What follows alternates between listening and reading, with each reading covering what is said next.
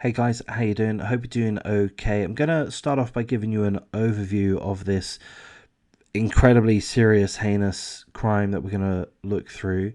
So I'll give an overview to begin with, but then I'll just skim through the article to make sure I do give you all of the correct information. There is a link in the description. I'm going to provide a trigger warning. The whole topic is pretty gruesome. It involves the death of a 2-month-old boy, allegedly at the hands of the scumbag piece of shit motherfucking CUNT that you see in front of you.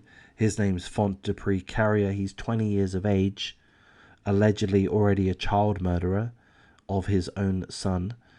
There's also some details in regards to the injuries sustained by the child.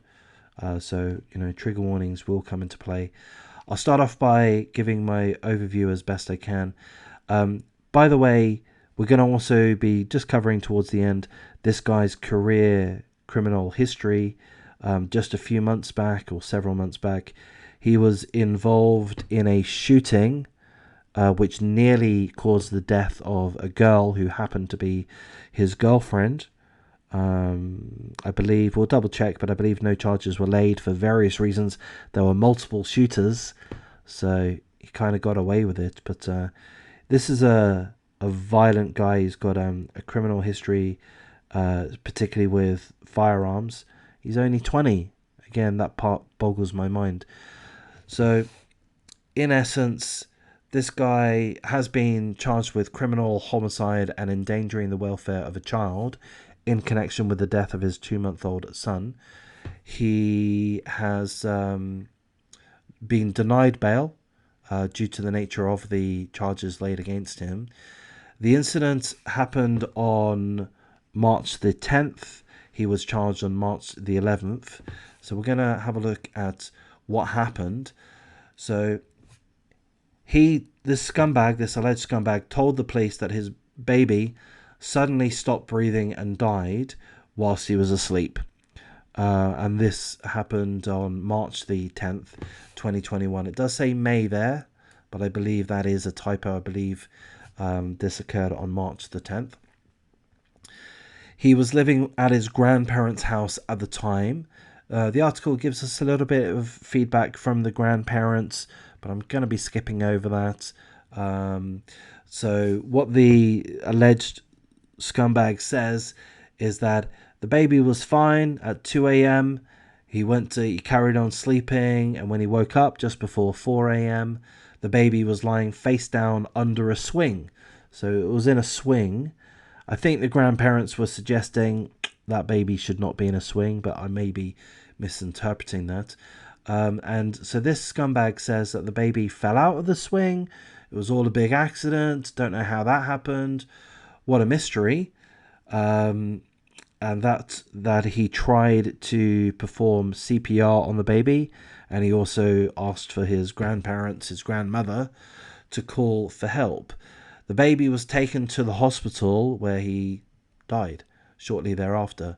Now, the authorities, the police, the investigators, believe that this career criminal is full of shit. Pardon my French. They don't believe his lies. So they believe, and indeed have concluded, that the baby was violently shaken, and with that suffered an epidural hemorrhage and was suffocated to death. The article doesn't explicitly state how they came to that conclusion, but I presume an autopsy was done. I presume the medical examiners, the coroner's office, did a thorough examination. I'm speculating to a degree there, but that's what makes sense to me. And they came to a scientific conclusion that the baby had been violently shaken, the baby had suffered an epidural hemorrhage, and was suffocated to death. So to me, what's my point there? My point is, I believe the scientists, trust the scientists. I think they know what they're doing. I don't think they're going to get this wrong. I think this guy is full of shit. I think the police know that he's full of shit. The authorities know it. Everyone knows it. So I think he's he's going to get his just desserts, I think. So the article wraps up by telling us a little bit about his past criminal history. He spent the last 2 years in and out of jail on firearms charges stemming from a 2020 shootout. Sorry, I said several months before, so not several months. From a 2020 shootout that nearly killed a 16-year-old girl who happened to be his girlfriend. At the time, police had not determined whose gun fired the shots that critically injured the girl. There were multiple shooters. He was one of them, seemingly, allegedly, and he effectively got away with it. So that's really that article there. He's only been released from prison following, his firearm charges 7 months ago, and now he's been charged with murder of his 2-month-old son. This guy is a lying piece of shit. I'm very confident that the authorities, that the investigators, the coroner's office, etc., the prosecution will be able to present a very compelling case. I don't think the jury's gonna believe the lies of this evil scumbag. I believe the jury, should there be one, I presume there would be one, is gonna just see this guy for what he is: a murderer, a child murderer, a psychopathic, evil. See you next Tuesday. So I'm confident that this guy will face a trial and be sentenced shortly thereafter. I hope that he gets the death penalty, but I don't think he will, because I'll double check now, but I don't think the death penalty is a thing in Pennsylvania. I think I've looked this one up before. Okay, it is available. The death penalty is a thing in Pennsylvania. However, it has not been utilized since 1999. So in effect, the death penalty is not an option. So that being the case, we're going to divert back to life in prison. I would say without parole. That would be my hope. Life in prison. Let's go for that. Lock it in. Thanks, Judge. And let's hope that the other inmates have the opportunity every now and then to have a little chat with this guy and to express their feelings. And to be honest with you, I do get worried. I mean, if I was to explain my concerns thoroughly, I'd be saying the wrong thing. I'd be saying something politically incorrect, no doubt. But I do get concerned that in some cases, some of these criminals, even though they are child murderers, and we know that the general population will not stand for child murderers, I do get the impression that sometimes some of these guys are able to live a normal life in prison.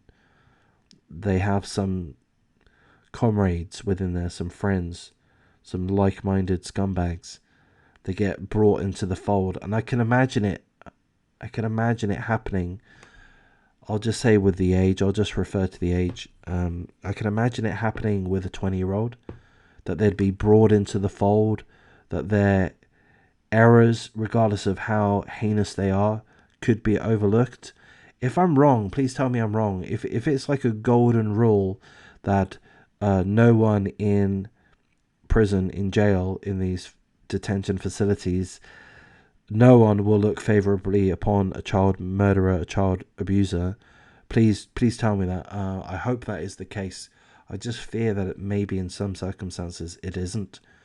So that's perhaps one reason why I have a preference for the death penalty. One preference. I know I've gone on a bit of a pointless ramble there. I'm going to wrap things up here again. I mean, what a tragic loss of a 2-month-old child, violently shaken to death, suffocated to death at the hands of their own father. It's fucking disgusting, savage. Put these guys to death, in my opinion, but that's not an option, unfortunately, by the look of it. So I'm going to thank you for your time. Please do show me some encouragement, like, comment, subscribe, share the video. talk amongst yourselves in the chat.